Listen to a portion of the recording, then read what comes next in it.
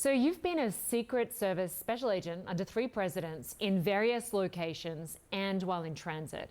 There are many unanswered questions with regards to this attempted assassination. The biggest question I have is, how did this happen while Trump was under the protection of the Secret Service at a planned event? Well, I can tell you, Linda, the Secret Service spends a lot of time on what I would call the proactive side. That is identifying and mitigating risk. They send agents out in advance of the event taking place. They survey the setup for the particular event and the surrounding environment. The formation of the security plan is based on 3 concentric rings of security: the inner, the middle, and the outer perimeters of security. This building fell within the outer perimeter of security. The Secret Service relies heavily on the support of state and local law enforcement, no matter where they go in the United States. And as a result, the Secret Service puts together and is responsible for the overall security plan and the implementation of security resources. That includes both special agents with the Secret Service, uniform division officers, and state and local law enforcement. State and local law enforcement is primarily positioned within the middle perimeter and the outer perimeters. And the Secret Service is responsible for identifying those risks, like direct line of sight, elevated buildings, similar to where the shooter positioned himself to carry out the attack. And then they are to position state and local law enforcement officers to mitigate those threats and advise the counter sniper team, which you saw eliminate the threat the other day, to those threats. And speaking of that outer perimeter, we understand that local police were charged with securing that building. In fact, the chief of the Secret Service said local police were in the same building as the gunman. What does that tell you? Well, the Secret Service bears responsibility on the implementation, the effective implementation of the security plan. That is to check and check again to make sure that areas of concern on the outer perimeter, keeping in mind this building was approximately only 130 yards away with a direct line of sight of where the president would be speaking, to make sure that the local police departments supporting them are doing what's been requested.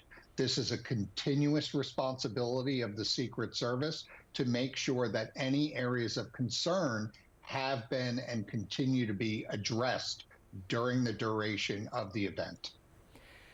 Interesting to hear that a friend of the suspected gunman says he didn't get into the junior varsity rifle club because he was a terrible shot. Yet he was able to shoot and strike a former president from this rooftop that was 450 feet, about 140 meters away. And some people attending that rally claim that they told police before the shooting that they had spotted this person. If that's true, what does that tell you about the communications between local police and Secret Service? Yeah, it's a good point. It's going to be an area of concern. And, you know, what happens when you have a catastrophic failure like this is you begin to uncover other failures, other systems in place that didn't work. And communication is going to be one of them. Not only the fact that this shooter was spotted acting suspiciously and in some cases while being armed, but also why wasn't this information getting to where it needed to get in a more timely manner?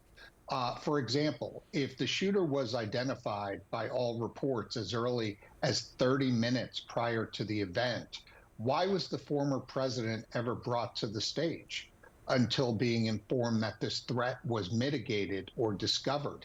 Police couldn't find this individual. They were still searching for this individual, and yet the president took the stage. So this tells me that the inner working detail that's permanently assigned to the former president may not have been informed about the threat. That's a problem. And also, what was the communication like between local law enforcement and the counter snipers from the Secret Service and local authorities that were on the roof that eventually saw the threat and mitigated it, but only after the firing started? There are, of course, multiple investigations underway. The chief of the Secret Service says the buck stops with her. What other outstanding questions do you have as these investigations get underway? Well, I appreciate the statement from the director of the Secret Service, but then you can't turn around and blame state and local law enforcement authorities for causing this, which is what happened. And this can have an extremely detrimental effect on the relationship between the Secret Service and local authorities around the world, because they're all watching what's going to happen here. And if they're worried that they're going to get blamed in the event that something happens, something goes wrong, then they're going to hold back and be more cautious about providing that assistance when the Secret Service calls in the future. Charles Marino, we'll leave it there for now, but hope to get you back on the program as these investigations unfold. Good to have you with us. Thank you. Thank you, Lynda.